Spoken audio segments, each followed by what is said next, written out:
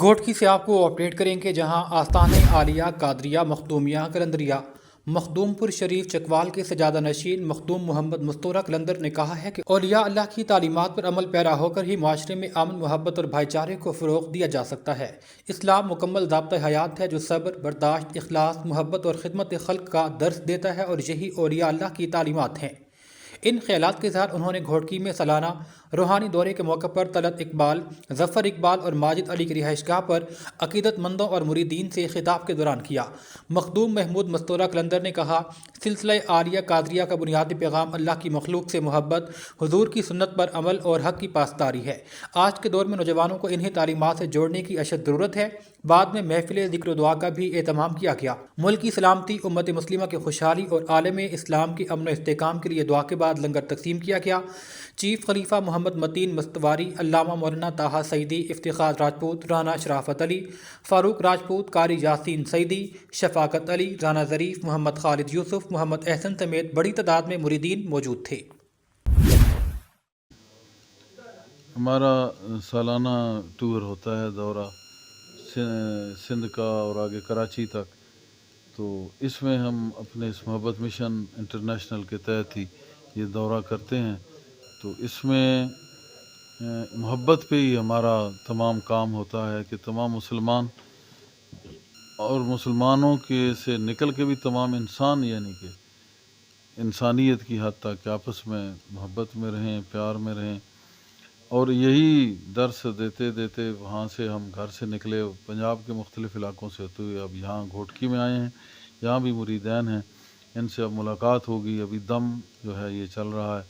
تو انشاءاللہ جو بھی اپنی نیت اس طرح پیار سے آتا ہے تو اس کو پیار ضرور اللہ پاک کی ذات عطا کرتی ہے۔ تو ان کے لیے بھی یہی پیغام ہے، اور تمام نوجوانوں کے لیے بھی، کہ جو مسئلہ جو حل ہوتا ہے وہ پیار سے ہی ہوتا ہے، اور یہ پیار اللہ کو پسند ہے اور اس کے محبوب کو پسند ہے، اور ہمارا دین جو ہے وہ پیار کا ہی مرکب ہے۔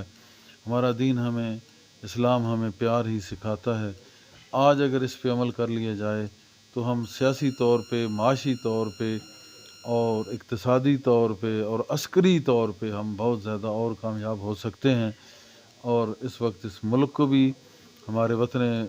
ہمارا جو عزیز وطن ہے، اس کو بھی محبت کی ضرورت ہے،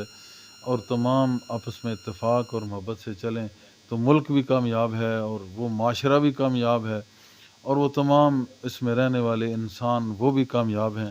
اور بالخصوص مسلمانوں کے لیے بہت بڑا تحفہ ہے رب کا کہ ان کو جو اسلام کا یہ تحفہ ملا، یہ سارے کا سارا پیار ہے، اور یہ مرکب ہے پیار کا۔ تو جتنا ہو سکے آپس میں پیار اور آپس میں صلح و رحمی سے کام کرتے ہوئے ہم آگے بڑھیں، اور اس طرح ہمارے کام دنیا کے بھی سنوریں گے، اور اس کے نتیجتاً ہماری آخرت بھی سنورے گی۔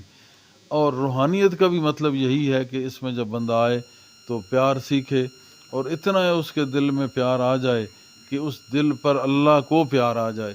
تو اللہ پاک فضل و کرم کرے۔ ہماری یہ کوشش ہے ہر سال کی طرح اس سال بھی کہ جتنا ہو سکے ایک اچھی بات